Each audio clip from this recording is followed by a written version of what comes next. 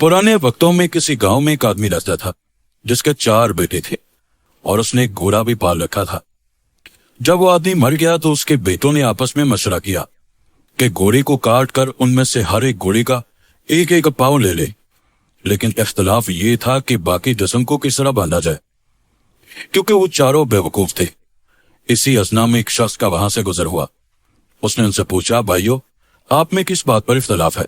मुझे बताओ, हो सकता है मैं तुम्हारे मसले को हल करने की कोई राह निकाल लूं। उन भाइयों में से एक बोला कि इस घोड़े को हम बराबर बराबर किस तरह बांट दें?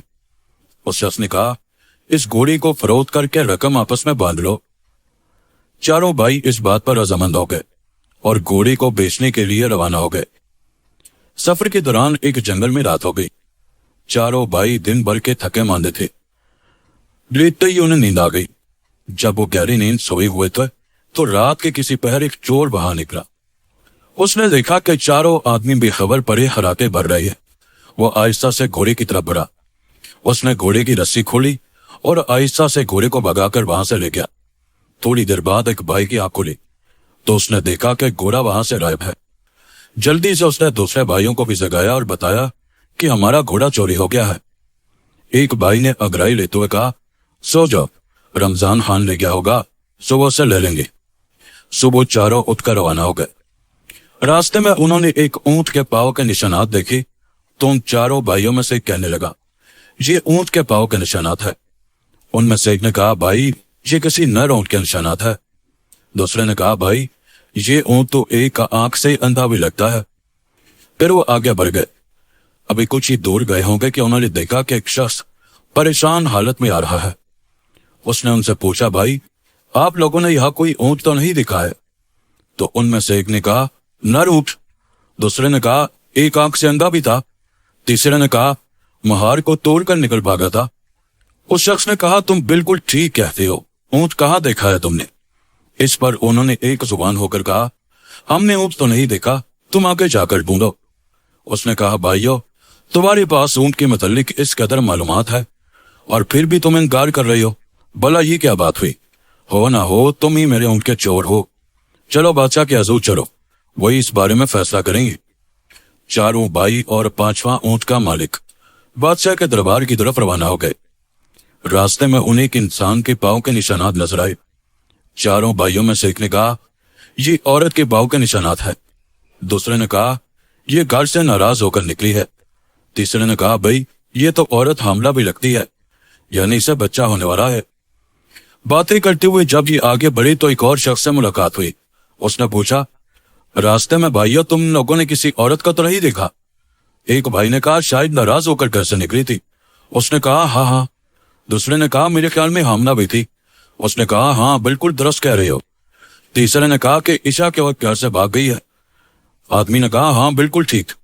फिर चारों ने यक जुबान होकर कहा, हमने तो उसे नहीं देखा, जाकर कहीं और तलाश करो। उसने कहा, तुम्हारी बात पर मैं कैसे यकीन करूं, जबकि पहले तुम लोगों ने उसके मुतालिक सब मालूमात बिल्कुल दुरुस्त पहुंचाई और अब कह रहे हो कि हमें उसके बारे में मालूम नहीं। वो औरत यकीनन तुम लोगों के पास है।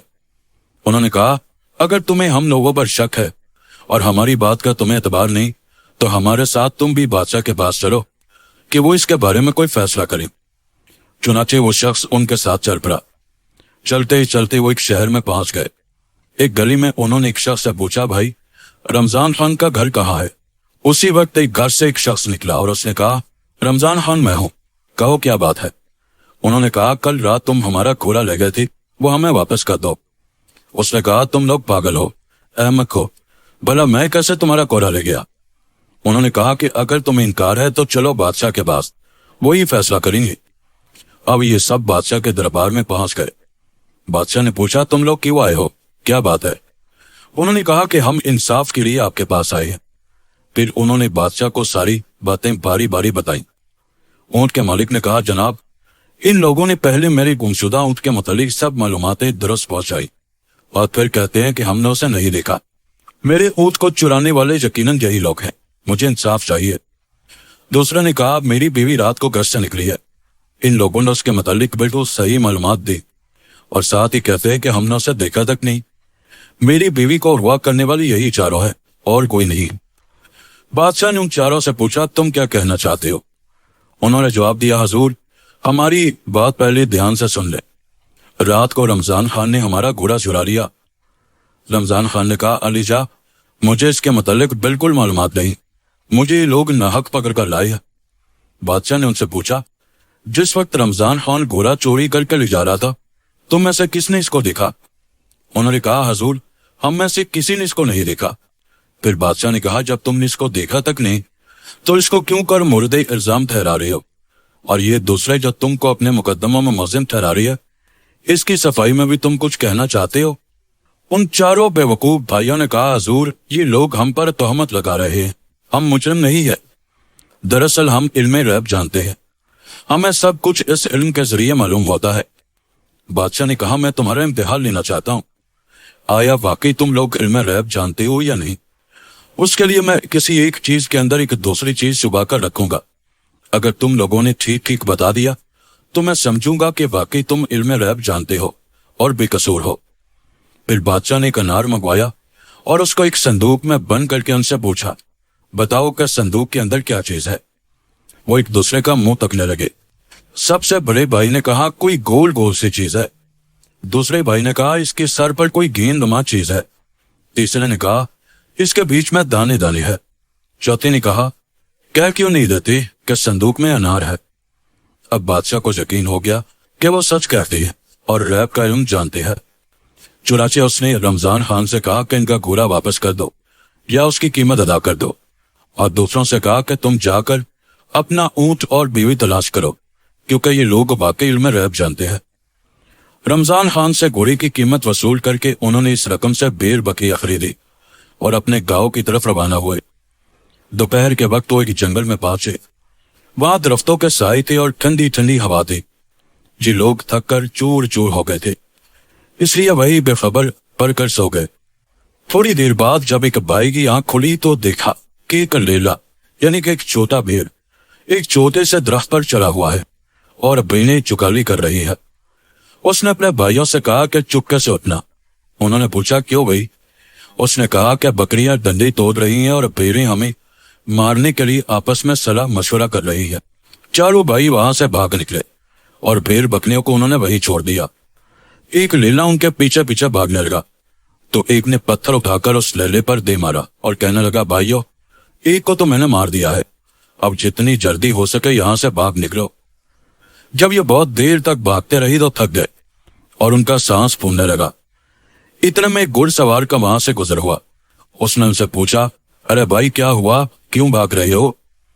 उन्होंने एक जुबान होकर कहा, हमारी बकरियां डंडे तोड़ रही थी और बहनें आपस में हमें मारने के लिए सलाह मशवरा कर रही थी।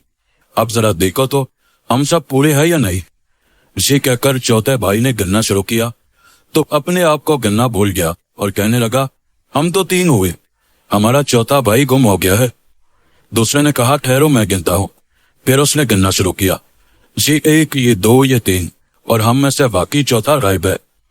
और इसी तरह बारी बारी चारों ने गिनती की और हर एक ने अपने आप को नहीं गिना और ये समझते रहे कि चौथा भाई कहीं गुम हो गया है। घुड़सवार ने कहा, अगर मैं तुम लोगों की गिनती पूरी कर दूं तो? उन्होंने कहा, फिर हम सब आपके गुलाम बन जाएंगे, जहां आप हमें ले जाएंगे हम आपके साथ जाएंगे। घुड़सवार ने पहले एक भाई के हाथ को पकड़ा और उसको एक तरफ करके कहने लगा, ये 1, फिर दूसरे का हाथ पकड़ा और कहा, ये 2। वो इसी तरह गिनता गया और 4 की गिनती पूरी की। इस पर चारों भाई खुश हो गए और कहने लगे कि हम आज से आपके गुलाम हैं। उस घुड़सवार ने कहा, अब मेरे साथ चलो ताकि तुम्हारी भेड़ बकरियों से तुम्हारी सुलह करा दूं। ये सब जब उस तरफ जा रहे थे तो रास्ते में वो लेला नजर आया जिसको उन्होंने मारा था। उन्होंने उस शख्स को बताया कि यही वो लेला है जिसे हमने मार दिया था। उसके बाद जब भेड़ बकरियों के रेवड़ पर उनकी नजर पड़ी तो वो भाग खड़े हुए। घुड़सवार भेड़ बकरियों के करीब गया और उनमें से हर एक के सर पर थपकी दी। फिर उन भाइयों से मुखातिब होकर कहने लगा, अब भेड़ बकरियां तुम्हें कुछ नहीं कहेंगी। उसके बाद उन्होंने कहा कि आओ तुम भी मेरे साथ चलो। घुड़सवार भेड़ बकरियों को लेकर अपने घर पहुंचा। चारों भाई पहले ही उसकी गुलामी कबूल कर चुके थे, वो भी इसके साथ आ गए। उसने उनमें से एक से कहा कि तुम रेवड़ चराने ले जाओ। दूसरे से कहा कि बैलों के इस जोड़े के लिए घास काट कर लाओ और इनको खिलाओ। तीसरे से कहने लगा कि तुम मेरी माँ का ख्याल रखो, یہ بیمار ہے، تم خیال رکھنا کہ کہیں مکھیاں اس پر نہ بیٹھ جائیں، اور جب میری ماں کو کسی چیز کی ضرورت پڑی تو اسے دے دینا۔ چوتھے سے کہا کہ تم گندم کی فصل کی کٹائی کر کے ایک جگہ سلیقے سے رکھنا۔ مختلف کام ان چاروں کے سپرد کر کے وہ خود اپنے کاروبار میں مصروف ہو گیا۔ جس بھائی کے ذمہ مکھی اڑانے کا کام تھا وہ ڈنڈا لے کر بیٹھ گیا۔ جب گھڑ سوار کی ماں پر کوئی مکھی بیٹھی تو اسے ڈنڈے سے مارتا، وہ بیچاری چیختی چلاتی۔ 3-4 ڈنڈے لگنے کے بعد وہ ادموئی ہو گئی اور پھر دم توڑ گئی۔ جب وہ بالکل ساکت ہو گئی تو اس نے سوچا کیا وہ آرام کر رہی ہے، اب اس پر چادر ڈال دی اور خود ایک طرف ہو کر بیٹھ گیا۔ جس بھائی کے ذمہ بیلوں کو چارہ کھلانا تھا اس نے اپنے دل میں سوچا مجھ سے اس قدر کام نہیں ہو سکتا، لہٰذا اس نے فوراً دونوں بیلوں کو ذبح کر کے ان کے منہ بوسے میں گاڑ دیے کہ اب خود کھاتے رہے۔ گندم کی فصل پر جس بھائی کی ڈیوٹی تھی اس نے سوچا کہ یہ تو بڑا اور محنت طلب کام ہے، کیوں نہ ان دانوں کو بون دیا جائے۔ یہ سوچ کر اس نے پوری گندم کی فصل کو آگ لگا دی۔ اب چوتھے بھائی کا واقعہ سنیں جو بہنوں کو لے گیا تھا۔ وہ بہنیں چرا رہا تھا کہ اچانک 1-2 بھیڑیے ادھر آ نکلے اور بہنوں کو کھانے لگے۔ اس نے سوچا کہ اس گاؤں کے کتے کیسے بھوکے ہیں جو بہنوں کو کھا جاتے ہیں اور ان کے مالک ان کو کچھ نہیں دیتے۔ وہ بہنوں کو وہی چھوڑ کر خود واپس لوٹ آیا۔ دوپہر کو جب گھڑ سوار گھر پہنچا تو ایک بھائی سے پوچھا میری ماں کی اچھی طرح سے خدمت کی ہے نا؟ اس نے کہا جناب کیا پوچھتے ہیں آپ، جب سے آپ گئے ہیں اس وقت سے آرام کر رہی ہے۔ جب اس نے چادر اٹھا کر دیکھا تو ماں کا چہرہ خون آلود ہے اور وہ مر چکی ہے۔ اس نے اس بھائی کا کام دیکھا تو پریشان ہو گیا۔ اس نے سوچا کہ دیکھوں دوسرے بھائیوں کی خبر لینی چاہیے کہ انہوں نے کیا گل کھلائی ہے۔ جب اس نے بیل والے سے پوچھا تم نے کیا کیا ہے، اس نے کہا ابھی تک بیلوں کے منہ بوسے میں دیے ہوئے تاکہ وہ خود ہی کھاتے رہے۔ جب دیکھا تو ان کے سر کٹے ہوئے اور بوسے میں گسے ہیں۔ اس کے بعد اس نے فصل والے سے پوچھا کیا تم نے فصل کی کٹائی کر دی؟ تو اس نے خوشی خوشی بتایا کہ مجھے خیال آیا کہ آپ کی ماں بوڑھی ہے، بالا روٹی کہاں پکا سکے گی، میں نے گندم کو بون لیا ہے۔ جب گھڑ سوار نے دیکھا تو گندم کی پوری فصل کو جلا ہوا پایا۔ چوتھے سے پوچھا کہ بھیڑ بکریاں کہاں ہے؟ تو اس نے کہا اس شہر کے کتے بے حد بھوکے ہیں، آج تک ایسے بھوکے کتے میں نے نہیں دیکھے، وہ آ کر بکریوں کو کھانے لگے ہیں۔ میں نے ان پر ترس کھایا اور انہیں ایسا کرنے سے نہیں روکا۔ گھڑ سوار نے سب کی باتیں سنی تو اپنا سر پیٹ لیا اور پھر چانوں کو طلب کر کے ان سے کہا تم لوگوں نے مجھے اس قدر نقصان پہنچایا ہے کہ میری آئندہ نسلیں بھی یاد رکھیں گی۔ تم لوگوں نے میری ماں کو مار ڈالا اور میری کاروبار کو تباہ کر دیا۔ خیر تم ہو ہی بے وقوف، میں تمہیں معاف کرتا ہوں۔ تم ایسا کرو کہ بیلچہ گنتی لے کر قبرستان چلے جاؤ اور وہاں ایک ایسی قبر تیار کرو جس کی لمبائی کان برابر ہو۔ چاروں بھائی قبر کھودنے کے لیے قبرستان روانہ ہو گئے۔ ایک نے گنتی ماری اور دوسرے نے اپنا کان وہاں رکھا اور کہنے لگا یہ قبر تو بڑی بن گئی۔ غرض یہ کہ باقی بھائی بھی کان رکھنے لگے اور اسی طرح کہتے گئے کہ قبر کان سے بڑی بن گئی۔ انہوں نے سوچا کہ گھڑ سوار پہلے ہی بگڑا ہوا ہے، اگر قبر بڑی بن گئی تو اور زیادہ بگڑ جائے گا۔ یہ سوچ کر وہ واپس گھر پہنچے تو گھڑ سوار بڑا حیران ہوا کہ یہ لوگ اس قدر جلدی واپس آ گئے۔ اس نے ان سے پوچھا کہ تم نے قبر بھی کھودی یا ایسے ہی واپس آ گئے ہو؟ تو انہوں نے کہا جناب یہ کوئی مشکل کام تو نہیں ہے، ہم تو قبر کھود آئے ہیں۔ اس نے کہا اس میں تو کافی وقت لگتا ہے، معلوم نہیں تم لوگوں نے اتنی جلدی قبر کیسے کھود لی۔ پھر اس نے کہا چلو مجھے دکھاؤ۔ جب قبرستان میں پہنچے تو قبر ڈھونڈنے لگے مگر اب جگہ نظر نہیں آ رہی تھی۔ جب اپنی دانست میں وہ قبر کھود گئے تھے وہ جگہ کیا نظر آتی، جبکہ ایک ہی گنتی انہوں نے ماری تھی۔ اگر قبر کھودی ہوتی تو اس کی مٹی یقیناً دور سے نظر آ جاتی۔ قبر ڈھونڈتے ڈھونڈتے کافی وقت لگ گیا، بالآخر انہیں وہ جگہ مل گئی۔ تب انہوں نے شخص سے کہا کہ یہاں آئیے، یہ رہی قبر۔